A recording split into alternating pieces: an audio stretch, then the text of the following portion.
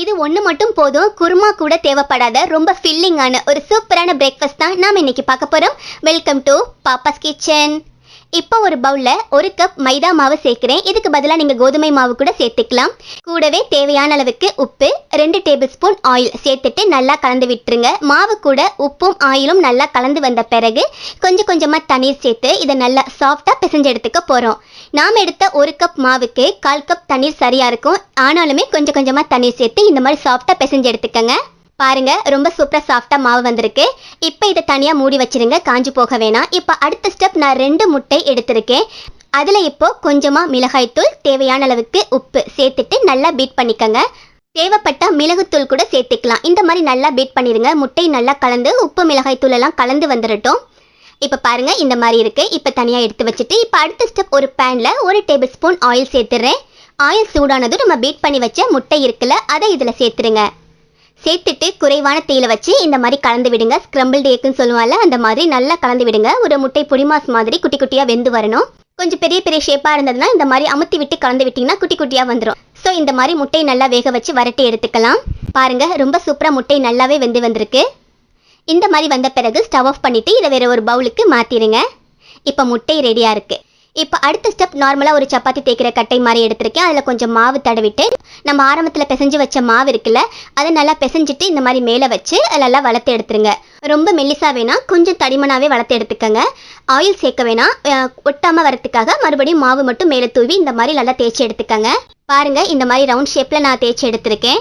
இப்போ இதில் கொஞ்சம் மொசரலா சீஸ் துருவிட்டு சேர்க்குறேன். ரொம்ப பூவாக குட்டி குட்டியாக இருக்கும்ல, அந்த மாதிரி துருவி சேர்த்துக்கங்க. உங்களுக்கு சீஸ் எவ்வளோ பிடிக்குமோ அவ்வளோ தூரம் நீங்கள் நிறையா கூட சேர்த்துக்கலாம். இப்போ இதுக்கு மேலே நம்ம வரட்டி எடுத்த முட்டை இருக்குல்ல, அதை ஒரு பாதி அளவு சேர்த்துக்கங்க. சேர்த்தாச்சு, உங்கள் டேஸ்ட்டுக்கு தகுந்த மாதிரி சேர்த்துக்கங்க. இப்போ இதுக்கு மேலேயும் கொஞ்சம் மொசரலா சீஸ்.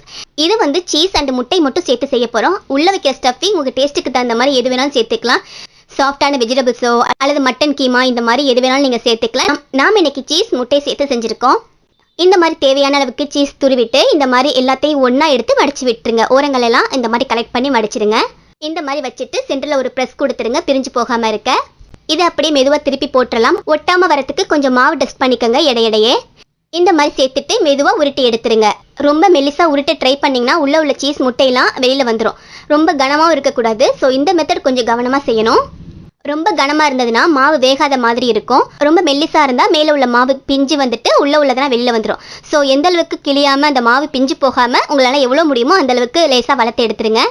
பாருங்கள், இந்த மாதிரி ஒட்டாமல் வரத்துக்கு இடையிடையே கொஞ்சம் மாவு டஸ்ட் பண்ணிவிட்டு இந்த மாதிரி சூப்பராக வளர்த்து எடுத்தாச்சு, ரெடியாக இருக்குது. இப்போ அடுத்த ஸ்டெப், ஒரு பேனை சூடு பண்ணிவிட்டு குறைவான தீயில வச்சுட்டு இதை மெதுவாக உள்ளே வச்சுருங்க. சில வினாடிகள் கீழே லேசாக வெந்து வரும்போது திருப்பி போட்டுருங்க. திருப்பி போட்ட பிறகு கொஞ்சமாக ஆயில் சேர்த்துக்கலாம். சேர்த்துட்டு மறுபடியும் ஒரு சில வினாடிகளை திருப்பி போட்டுங்க. இதே மாதிரியே 2 பக்கமுமே திருப்பி திருப்பி வச்சு வேக வச்சு எடுத்துக்கங்க. கரிஞ்சிடக்கூடாது, பர்ஃபெக்டாக வெந்து வரணும். ஸோ ரொம்ப குறைவான தீயில வச்சு வேக வச்சு எடுத்துக்கங்க.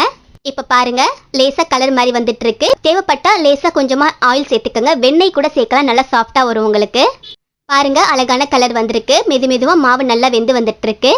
இந்த மாதிரி 2 பக்கமுமே 10 செகண்ட் திருப்பி திருப்பி விட்டு ஒரு 10 முறை நான் திருப்பி விட்டுருப்பேன். மெதுவாக நல்லா வேக வச்சு எடுத்துக்கலாம். இந்த மாதிரி 2 பக்கமுமே நல்லா வெந்து வந்த பிறகு இதை எடுத்து ஒரு பிளேட்டுக்கு மாற்றிடுங்க. இப்போ இதை கட் பண்ணி பார்க்கலாம். பாருங்க, ரொம்ப சூப்பராக உள்ள அந்த சீஸ் முட்டையெல்லாம் இருக்கிறதால பார்க்கவே ரொம்ப சூப்பராக டெம்ப்டிங்காக இருக்குது. சைடிஷாக எதுவுமே தேவைப்படாது, குருமா இந்த மாதிரி எதுவுமே தேவைப்படாது. இது மட்டும் போதும், இந்த ஒன்று மட்டும் போதும். ரொம்ப ஃபில்லிங்காக இருக்கும். ஏன்னா முட்டை சீஸ் எல்லாம் இருக்கிறதால ஒன்று சாப்பிட்டாவே ரொம்ப ஃபில்லிங்கான ஒரு பிரேக்ஃபாஸ்ட் இது. ஸோ மிஸ் பண்ணாமல் நீங்களும் இந்த சுலபமான சீஸ் எக் பராத்தா வீட்டில் செஞ்சு பாருங்கள். நாளைக்கு ஒரு இன்ட்ரெஸ்டிங்கான ரெசிபியில் மீட் பண்ணலாம். தேங்க்யூ.